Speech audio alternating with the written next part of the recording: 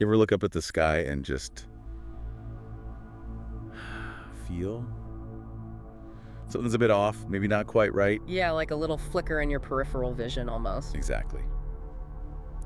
Well, today we're diving deep into a theory that takes that feeling, well, pretty much to its absolute extreme. We're talking about the sky is a hologram idea. That's the one. Yeah. It's a concept that really grabs you, doesn't it? It absolutely does. The notion that this vast expanse above us, something we think of as totally fundamental, Yeah, the sky. could just be a grand illusion, a projection. Imagine, like, looking up and seeing those peaceful clouds suddenly glitch, or a star just sort of pixelates for a second. It's an unsettling thought, for sure. And that's really the core of it. This theory basically suggests everything we see up there, the blue, the clouds, the sun, moon, stars, galaxies, The whole celestial show. is actually a manufactured image, a meticulously crafted holographic projection. So not a natural phenomenon at all. Nope. We could be talking about a deception on a, Yeah. well, cosmic scale, Yeah. a fabricated reality, specifically the sky part. Designed by who knows who, for who knows what reason. That's where it gets really speculative. Right. So our mission today in this deep dive is basically to unpack this really fascinating, though definitely unconventional idea. We want to trace it back, see where it came from. Yeah, look at its origins, sift through the evidence that people point to. And importantly, weigh that against what we actually know from science. Exactly. So by the time we're done, you should have a really clear picture of what this theory is all about. Without needing a PhD in astrophysics or conspiracy theories. Hopefully not. Okay. So let's start peeling back those layers. The premise itself, this fabricated firmament. Okay, the central claims, what are they really saying? All right, so the first big pillar is this idea of a simulated reality, but maybe focused just on the sky. Not necessarily the whole universe being fake, but specifically what we see when we look up. Precisely. Proponents are suggesting we're essentially looking at a very, very sophisticated screensaver, almost. Not real atmosphere, not real stars. It's like living inside a dome projection, kind of like a planetarium, but infinitely more advanced. Yeah, a really good analogy. And the second key claim is that this isn't just, like, happening. It's deliberate. Intentional concealment. Right. The theory argues this simulation is being actively projected to hide something else. What, though? The true nature of reality. Something beyond the sky. It'd be anything, really. Maybe what's really out there in space, maybe other dimensions, maybe the state of the planet. The theories diverge a lot here. Which naturally leads to the big question, who's running the projector? Who or what is capable of creating and maintaining such a massive illusion? This is where it branches out quite a bit. It really does. The theory itself rarely points fingers definitively, but you see recurring themes, don't you? Oh yeah, sometimes it's speculated to be like future humans. Running simulations of their past. Us. For reasons we can't even guess at. Or the classic one, extraterrestrials, aliens. Using it as a sort of, observation blind? Or maybe means of control. Could be a way to study us, contain us, or maybe just keep us from seeing them. And the final sort of piece of this core idea is limited access. The boundary concept. Yeah. The holographic sky acts like a barrier, a curtain we can't peek behind. It prevents us from seeing what truly lies beyond our immediate perceived reality. So we're stuck in this this cosmic theater, totally unaware of the projection booth or the world outside the doors. It's a powerful image, and you see echoes of it in so much science fiction, right? That fundamental deception shaping everything. Definitely. It really makes you question, well, what is real anyway? It does. Okay, so this idea of a manufactured sky, it feels pretty modern, maybe fueled by sci-fi and computers, but where did the seed of this thinking actually come from? Are there older roots? Oh, absolutely. That's a great question. The suspicion that our senses might not be giving us the full picture, that's ancient. Really? Like how far back? Millennia. Think about Plato, ancient Greece. Okay, yeah. His allegory of the cave. You've got prisoners chained up, facing a wall, seeing only shadows cast by a fire behind them. And they think the shadows are the real things. Exactly. They have no concept of the actual objects casting the shadows or the world outside the cave. It's all about the limits of perception versus true reality. So that basic idea, what we see might not be the ultimate truth, has been debated for ages. For ages. Then you jump way forward into more recent times and you see the rise of simulation theory. Ah, okay. The idea that our whole universe might be a computer simulation. Right, stemming from modern physics and computer science, as we learn more about quantum mechanics, information theory, the sheer complexity of the universe, some scientists and philosophers started asking, well, could this all be simulated? Like, is it computationally possible to simulate a universe like ours? That's the kind of question they explore. It's often more of a thought experiment, about the fundamental nature of existence, not necessarily a conspiracy. A mind-bending but legitimate area of philosophical and scientific inquiry. Correct. And then, tangled up in all this, you get the holographic principle from theoretical physics. Okay, now this sounds directly relevant. Holographic principle, holographic sky. It sounds relevant, but this is where things often get seriously misconstrued by the conspiracy theorists. How so? Well, in physics, the holographic principle is a very complex idea. It suggests, roughly, that all the information contained inside a volume of space, Like, say, this room or the whole universe. can actually be described or encoded on its boundary, like a 2D surface holding all the info for a 3D image in a traditional hologram. Okay, I think I sort of follow. It's about information. It's a deep concept about information, gravity, quantum mechanics, the structure of space-time, but it's not saying that the universe or the sky is literally a projection being beamed onto a screen. Ah, so it's a metaphor about information density, not a Yeah. literal description of a projector. Pretty much. It's a property of space-time and information in some physics models, but the name holographic gets grabbed and applied very literally to the conspiracy theory. Got it. Easy to see how that leap happens, though. Very easy. And finally, you absolutely cannot discount the influence of science fiction. For sure. Decades of stories about virtual reality, simulated worlds, deceptive alien environments. Exactly. The Matrix is maybe the most famous recent example, but the idea has been explored constantly. It plants these seeds in the collective imagination, makes the whole concept feel more plausible, maybe. Definitely gives it a cultural foothold. So, okay, Yeah. we have these philosophical roots, these misinterpreted physics concepts, this sci-fi influence. How does all that morph into the specific sky is a hologram conspiracy theory? Where does it make that leap? That's the key transition, isn't it? It shifts from, could reality be different, or is the universe informational, to something more sinister. Suspicion enters the chat. Pretty much. The potential possibility of a simulated reality, which could just be a neutral scientific or philosophical idea, gets infused with intent, with the idea of deliberate manipulation and deception. So it stops being what if and becomes someone is doing this to us. Exactly. And narratives start popping up to explain the who and the why. Okay, like what kind of narratives? A very common one revolves around social or political control. How does that work? The idea is that governments, or maybe some shadowy global cabal, are projecting the hologram. Why? To keep us, the population, ignorant, docile. By controlling what we see, they control what we think.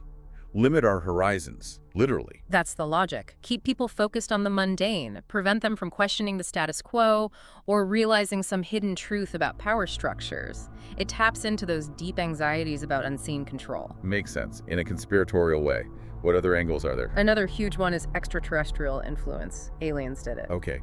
Why would aliens project our sky? Various reasons proposed. Maybe it's like a zoo enclosure or a wildlife preserve they're observing us without us knowing. A cosmic terrarium? Or maybe it's more active control, keeping us contained, preventing us from venturing out into space and interfering with their business. So, less observation, more. Yeah. Intergalactic border control. Could be seen that way. It definitely plays on our fascination and sometimes our fear of the unknown beyond Earth. Right. Any other main flavors of the conspiracy? Yeah, you also get more, let's say, esoteric or spiritual interpretations. Like, the holographic sky is some kind of spiritual test, an illusion created by God, or a higher power, maybe, to see if we can perceive the true reality beyond the veil. A test of enlightenment. Sort of. Or, relatedly, the idea that the sky is a literal barrier, not just hiding something, but actively blocking access. Blocking access to what? Other dimensions, higher planes of existence, parallel realities, the sky as this energetic wall keeping us confined to this particular reality. Wow, okay, so you can really see how it moves from physics concepts to full-blown narratives about control, alien, spirituality, hidden dimension. Exactly. It becomes much less about the science and much more about hidden agendas and profound secrets being kept from us. It definitely takes on that darker, more conspiratorial tone. So, given these various narratives, what do people who believe this actually point to as, proof? What's the evidence trail? Ah, yes, the evidence. This is where you really need to put your critical thinking cap on. Because Most of it involves taking phenomena that are either perfectly normal or just unusual but explainable and reinterpreting them through the lens of the hologram theory. Okay, give me an example. Unusual cloud formations are a big one. Ones that look strangely geometric or have sharp edges or maybe seem to appear or disappear too quickly. Right, I've seen pictures online. Sometimes they do look weird. They do, but proponents see these not as results of specific atmospheric temperature, pressure, and moisture conditions, but as glitches. Glitches, like in a video game. Exactly, like a rendering error in the sky program. Yeah. A momentary flaw in the holographic projection. Okay, what else? Other atmospheric phenomena, really vivid, unusual sunsets, strange flashes of light, ice halos, sundogs, things like lenticular clouds. Those smooth UFO-shaped clouds. Yeah, those. They can look very solid, almost artificial. So instead of understanding the meteorological reasons, they're seen as artifacts of the projection tech, like light leaks or rendering boundaries. So again, taking something science can explain, like light refracting through ice crystals or wind shaping clouds over mountains and saying, no, that's the projector. Correct. Then you get into claims about celestial inconsistencies. Meaning? People reporting say stars or planets not being where astronomical charts say they should be, or a star seems to flicker out, or an object moves in a way that seems wrong. Like the simulation programmers made a mistake. That's the interpretation. Errors in the celestial projection, or maybe even deliberate changes being made to the star map we see. That seems like it would be hard to maintain a sky full of moving objects without lots of noticeable errors if it were fake. You'd think so. Another line of argument, or evidence, is actually our own technology. How does that work? Well, look at how rapidly holographic technology is advancing. We can create pretty convincing 3D images now, right? Yeah, it's getting better all the time. Concerts with holographic performers, etc. So the argument goes, if we can do this now, imagine what a vastly more advanced civilization or future humans or whatever could do. Projecting a whole sky would be trivial for them. The sort of proof by extrapolation argument. If we're taking baby steps, someone else must be running marathons. Precisely. And finally, some proponents even use our own sensory limitations against us. Our limitations? Like what? The fact that we can only see a tiny sliver of the electromagnetic spectrum, for instance. We can't see radio waves or ultraviolet, most infrared. Right, our senses are pretty limited compared to the full scope of physical reality. So the argument is this limitation isn't natural. It's part of the simulation, designed to keep us from perceiving the true reality that might exist in those other frequencies or dimensions. Our biology itself is used as evidence of artificial confinement. Wow.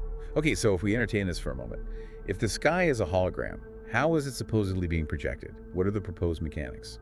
Right, the how. Again, this is purely speculative, often venturing deep into sci-fi territory. I bet.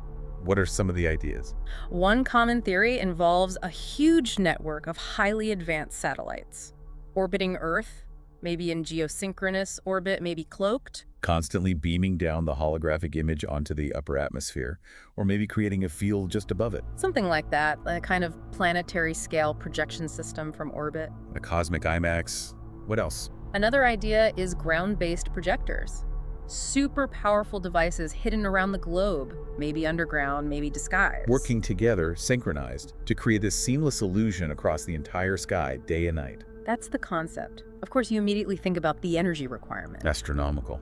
And wouldn't we detect something? Heat signatures, radio interference. You would think so with our tech.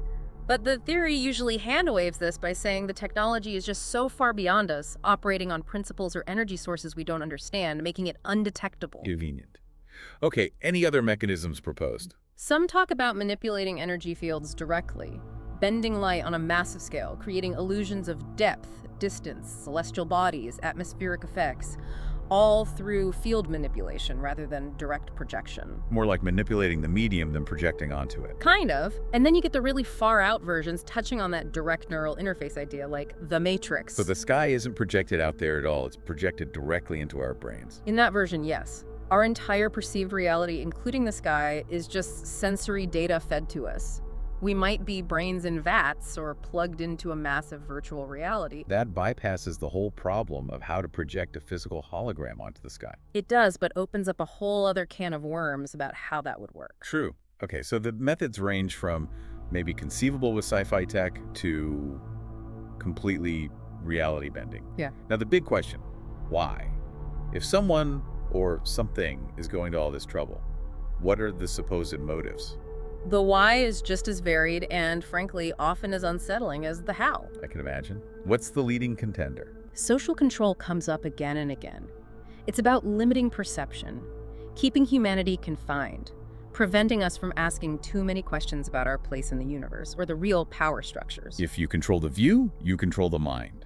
Keep us looking down, not up and out. Something like that. Keep us in a state of, maybe not blissful ignorance, but certainly manageable ignorance. Okay, what else? Resource exploitation is another common theme. Exploitation. How? Maybe the Earth is much more damaged or polluted than we realize, and the blue sky is just cover-up, greenwashing on a planetary scale. Wow. Or maybe. Or maybe there are vast mining operations or off-world activities happening just beyond the atmosphere, things they don't want us to see. Alien ships constantly coming and going, perhaps. So the beautiful sky is just a facade, hiding something ugly or secret? That's the idea. Then there's the motive of cosmic quarantine or concealment. Quarantine, like keeping us in. Or keeping others out, preventing us from realizing we're part of a much larger, possibly populated galactic community. Maybe they don't think we're ready. Or maybe they just don't want us interfering. Keep the primitives contained. That's definitely one interpretation. Isolating Earth for whatever reason. And you mentioned a prison planet scenario. Yes, that's a more extreme version. That the hologram isn't just hiding something, it's part of a larger system of confinement. Earth as a prison, maybe literal, maybe spiritual, and the fake sky is just the decoration on the cell wall. That paints a pretty bleak picture of our existence. It really does. Control, exploitation, isolation, imprisonment. The proposed motives are generally not very uplifting. No kidding. Okay, we've gone deep into the theory itself, but now let's bring it back to Earth, so to speak. Yeah. What does mainstream science actually say about all this? What are the big counter-arguments? Right. And this is where the theory really struggles against observable reality and established scientific principles. How so? Well, first off, established atmospheric science, meteorology, atmospheric physics. These fields provide incredibly detailed, comprehensive, and testable explanations for pretty much all the phenomena cited as glitches. So those weird clouds, strange lights, colorful sunsets. We understand the conditions that cause them. Temperature inversions, ice crystals, moisture levels, wind shear, light scattering. There are well-understood physical mechanisms. No need for holographic artifacts. A strange-looking cloud is just, well, a strange-looking cloud formed by specific, understandable weather conditions, not a rendering error. Precisely. The explanations are already there, supported by vast amounts of data and observation. Same goes for astronomy. The celestial inconsistencies people report. Astronomy offers remarkably precise models for the movements of stars, planets, galaxies. We can predict eclipses, transits, planetary positions centuries in advance with incredible accuracy. Based on gravity, orbital mechanics, on things we understand very well. Exactly. These models are constantly verified. If the sky were a faulty projection, these predictions simply wouldn't work so consistently. There's no evidence of the kind of errors or manipulations the theory requires. Okay, so atmospheric science and astronomy provide solid explanations for the evidence. What about the projection technology itself? The technological hurdles are just staggering. Projecting a stable, high-resolution, dynamic, interactive hologram covering the entire planet, 24/7, responsive to weather, seasons, day-night cycles. The energy requirements alone Would be astronomical, literally. And the infrastructure, whether satellite-based or ground-based, would surely leave some detectable footprint with our current science, heat, radiation, gravitational effects, something. We see nothing like that. Even cloaking technology have limits in physics, right? As far as we understand, yes. And beyond the physics, there's the simple issue of misinterpretation. A lot of the evidence relies on people misunderstanding scientific concepts, like the holographic principle or misinterpreting photos or videos, which can be subject to artifacts, lens flares, digital compression issues, or simply unusual but natural events. Pareidolia plays a role too, seeing patterns where none exist. So seeing something odd or unfamiliar in the sky doesn't automatically mean the sky itself is fake. It usually means there's a natural explanation we just might not know personally. Exactly. A healthy dose of scientific literacy and critical thinking goes a very long way here. Science offers robust, evidence-based explanations that are consistent with all observations. The hologram theory simply isn't needed and isn't supported. Right. So, okay, we have definitely plunged into the deep end with the sky is a hologram theory today. We've looked at its core claims, traced its roots back through philosophy, physics, misinterpretations, and sci-fi. We've examined the kinds of evidence presented, the wild speculations about how it might work and why. And then grounded ourselves again with the strong scientific counterarguments based on atmospheric science, astronomy, and basic physics. And it's clear, isn't it? While the scientific evidence overwhelmingly refutes the idea of a literal holographic sky, It really does. the theory itself is kind of fascinating because it taps into something deeply human, that enduring curiosity, maybe even suspicion about the nature of reality. That feeling that maybe, just maybe, things aren't quite what they seem. It reflects our capacity for both immense wonder and sometimes immense suspicion. Absolutely. And it serves as a good reminder, actually, of why grounding our understanding in scientific inquiry and evidence and in critical thinking is so important. Even when we're exploring ideas that are way out there, imaginative, unconventional. Especially then, perhaps. It's okay to ask what if, Yeah. but we need reliable methods to figure out the answers. So the next time you do look up at the sky, day or night, maybe take that extra moment. Appreciate its incredible beauty, its depth, its complexity. A complexity that science is still working to fully understand, by the way. We don't have all the answers, but the methods we use are solid. Right. And while that little flicker of what if from the hologram theory might cross your mind, and maybe it should, it's good to question.